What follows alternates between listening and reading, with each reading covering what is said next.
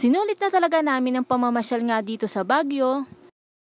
Pagkatapos nga namin dun sa Igorot Stone, dito naman kami nagpunta sa may Burnham Park. Almost 7 o'clock na nga ng gabi nang kami makarating nga dito. Hindi na nga ako nakapag-video pa dito dahil nga napakaraming tao at karga ko nga si Sia. Kaya naman, eto na nga lang mga picture ang ma-share ko nga sa inyo. Bali nga, pinicturean ko nga dito nga si Sia kay Pikachu. Gusto nga sumakay ni Sia nga dito sa bike, kaya naman pinicturean ko na nga lang siya. Yung ibang mga bata nga nakasama namin at yung mga dalaga nga ay sumakay nga ng bike, kaya naman inaantay nga lang namin silang matapos. Pagkatapos nga namin sa may Burnham Park ay nagdiretso na nga kami dito nga sa may Chowking. Malapit lang naman ito doon, kaya naman dito na nga lang kami kakain ng hapunan. Next destination nga namin ay eto nga Botanical Garden. Bago ka nga makapasok dito ay kailangan mo nga munang bumili ng ticket. 100 or 120 yata ang bayad dito sa adult at yung 3 years old pababa ay libre ulit. Pasok mo pa nga lang dito nga sa Botanical Garden ay eto na nga ang bubungad sa'yo. Panigurado talaga na mag-e-enjoy ang mga bata dito. Katulad na nga lang nitong karga ko na si Sia ay pagpasok pa lang namin ay napapawaw na talaga siya. Pero kahit nga ako mga mare ay talaga naman nagustuhan ko nga din dito sa Botanical Garden.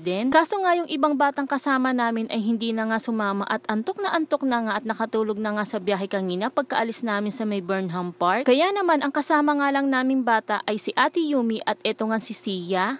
At bawat nga daanan nga namin ni Sia ay talaga namang tuwang-tuwa siya. Nung pumasok nga kami dito ay kakaunti pa ang mga tao. Bawat sulok nga at bawat nga daanan mo ay napakaganda nga magpicture dito. Eto nga si Sia ay binaba ko na nga sa pagkakakarga nga sa akin at talaga naman pagkababa pa nga lang ay tumatakbo na ito, kaya naman tinatawag ko nga. 1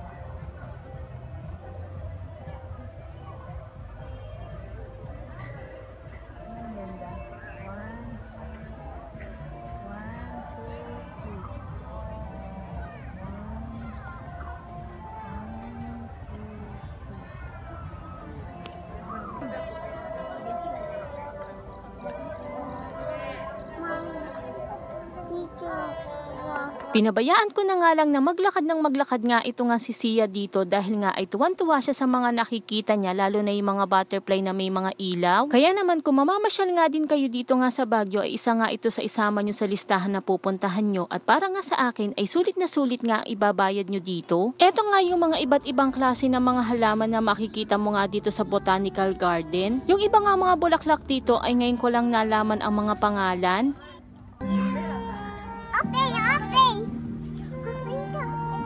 Eto nga si Sia ay kung ano-anong mga tinuturo at talaga naman tuwan-tuwa nga siya sa mga nakikita niya. Favorite niya talagang ituro sa akin yung mga butterfly nga na gumagalaw at may mga ilaw. Nalibot na nga namin ito nga buong Botanical Garden at pa-exit na nga rin kami nito nang makita nga ni Sia ito nga si Santa Claus, kaya naman nagtatakbo nga siya at pinuntahan nga niya ito.